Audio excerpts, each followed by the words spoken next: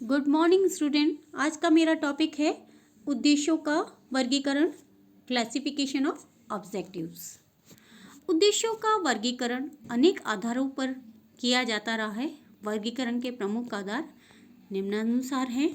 पहला है उद्देश्यों के महत्व के आधार पर, on the basis of importance. Second है उद्देश्यों के अनुक्रम या स्तरों के आधार पर, on the basis of hierarchy और लेवल ऑफ ऑब्जेक्टिव्स। थर्ड है समयावधि के आधार पर, on the basis of time period. Fourth है प्रकटीकरण के आधार पर, on the basis of disclosure. Fifth है क्षेत्र के आधार पर, on the basis of scope. हम इस वीडियो में उद्देश्यों के महत्व के आधार पर और उद्देश्यों के अनुक्रम या स्तरों के आधार पर वर्गीकरण का अध्ययन करेंगे। उसमें है उद्देश्यों के महत्व के आधार पर उद्देश्यों का वर्गीकरण। उद्देश्यों के महत्व के आधार पर उद्देश्यों को 3 वर्गों में विभक्त किया गया है। पहला प्राथमिक उद्देश्य, सेकंड है गौण एवं सहायक उद्देश्य और तीसरा है सामाजिक उद्देश्य। पहला आता है प्राथमिक उद्देश्य या प्राइमरी ऑब्जेक्टिव्स। प्राथमिक उद्देश्य संस्था के आधारभूत उद्देश्य हैं जिनकी प्राप्ति के लिए ही किसी संस्था की स्थापना की जाती है। ये उद्देश्य संस्था के लाभ, विकास, ग्राहक सेवा तथा संस्था के को चिरायु या लंबी उम्र बनाए रखने में से संबंधित होते हैं। इन उद्देश्यों की प्राप्ति से संस्था के विभिन्न हितधारियों यथा अंशधारियों, ग्राहकों आदि के हितों को संतुष्ट किया जा सकता है। उदाहरण के लिए उचित मूल्य एवं लाभ पर वस्तुओं एवं सेवाओं का उत्पादन एवं वितरण कर ग्राहकों को संतुष्ट करना किसी भी व्यवसायिक संस्था का प्राथमिक उद्देश्य हो सकता है। ऐसे उद्देश्यों से ही संस्था का विकास होता है तथा संस्था चिरायु होती है। प्राथमिक उद्देश्य वे आधार हैं जिनके आधार पर ही संस्था के गौण या सहायक उद्देश्यों का निर्धारण किया जाता है। इतना ही नहीं, प्राथमिक उद्देश्यों को ध्यान में रखकर ही संस्था का स्वरूप, कार्यप्रणाली, उत्पादन एवं वितरण प्रणाली, उत्पादन तकनीक, कर्मचारियों के चातुर्य एवं प्रकृति को निर्धारित किया जाता है। ऐसा करके ही संस्था के प्रबंधक अपने प्राथमिक हितधारियों को सर्वोत्तम ढंग से संतुष्ट कर पाते हैं। सेकंड आता है हमारा गौण या सहायक उद्देश्य, सेकेंडरी ऑब्जेक्टिव्स। गौण या सहायक उद्देश्य वे होते हैं जो प्राथमिक उद्देश्यों की प्राप्ति में सहायक होते हैं। ऐसे उद्देश्य कर्मचारियों के कल्याण, उत्पाद एवं सेवा की किस्म में सुधार, उत्पाद विविधीकरण, नवप्रवर्तन इत्यादि से संबंधित होते हैं। इन उद्देश्यों का निर्धारण संस्था के प्राथमिक उद्देश्यों को ध्यान में रखकर ही करना पड़ता है। तीसरा आता है सामाजिक उद्देश्य, सोशल ऑब्जेक्टिव्स। सामाजिक उद्देश्य समाज एवं स्थानीय समुदाय के प्रति दायित्वों को पूरा करने के लिए निर्धारित किए जाते हैं। यह हम सभी जानते हैं कि व्यवसाय समाज में एवं समाज के संसाधनों से किया जाता है। परिणाम स्वरूप व्यवसाय के समाज के प्रति कुछ दायित्व उत्पन्न हो जाते हैं।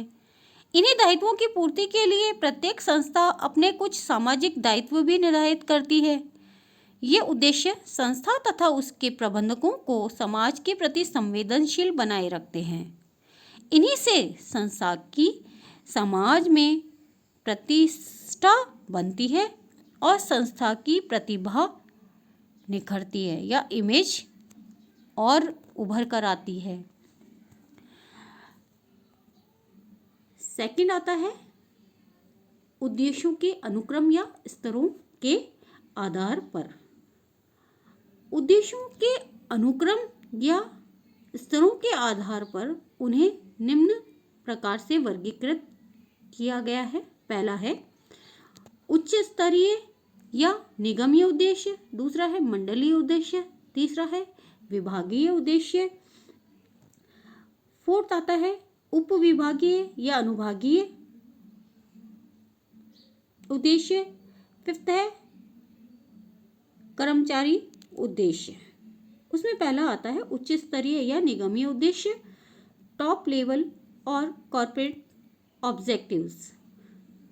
उच्च स्तरीय या निगमीय उद्देश्य संपूर्ण संस्था के उद्देश्य होते हैं, जिनकी पूर्ति के लिए संस्था के सभी सदस्य प्रयत्न करते हैं।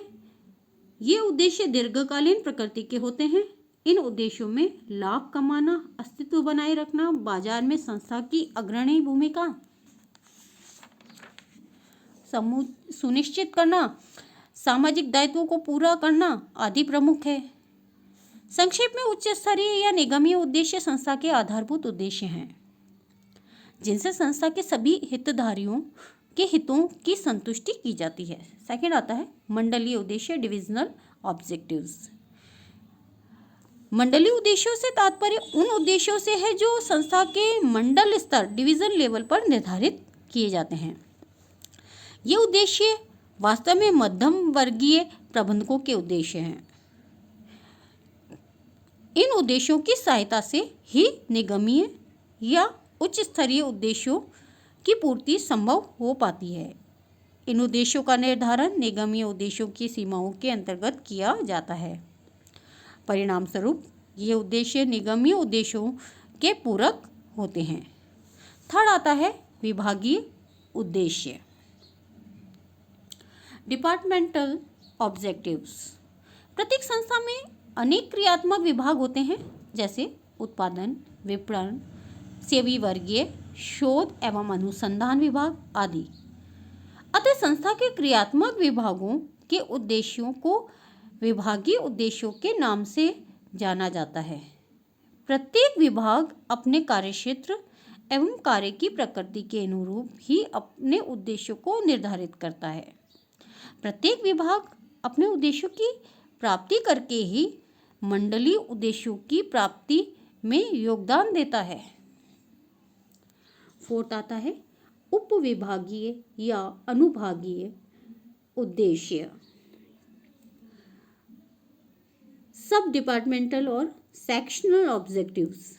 प्रत्येक विभाग में अनेक उप विभाग या अनुभाग हो सकते हैं, अतः प्रत्येक उप विभाग या अनुभाग द्वारा भी उद्देश्य निर्धारित किए जाते हैं।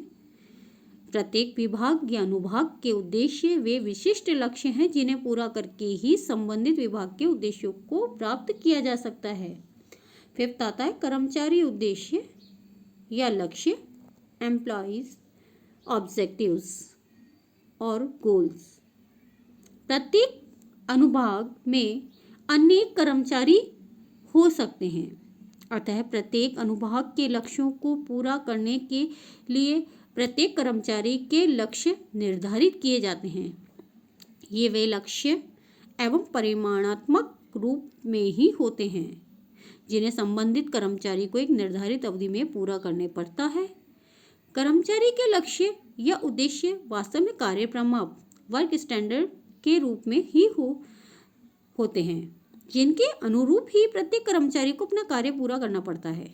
प्रत्येक अनुभाग के प्रत्येक कर्मचारी द्वारा अपने लक्ष्य पूरा करने से ही संस्था के निगमीय उद्देश्य पूरे हो जाते हैं। अब नेक्स्ट थर्ड क्लासिफिकेशन है समयावधि के आधार पर, जिसमें 3 भागों में बांटा गया है, अल्पकालीन उद्देश्य, मध्यवर्ती उद्देश्य और दीर्घकालीन उद्देश्य। फोर्थ आता है प्रकटीकरण के आधार पर उद्देश्य और क्षेत्र के आधार पर। इनका हम अध्ययन नेक्स्ट वीडियो में करेंगे। मैं आशा करती हूँ आपको मेरा ये वीडियो समझ में आया होगा और आप भी अध्ययन करेंगे। अगले वीडियो में हम 3 क्लासिफिकेशन का अध्ययन करेंगे। तब तक के लिए स्वस्थ रहें, सुरक्षित रहें, मास्क लगाएं और सोशल डिस्टेंसिंग का पालन करें। धन्यवाद।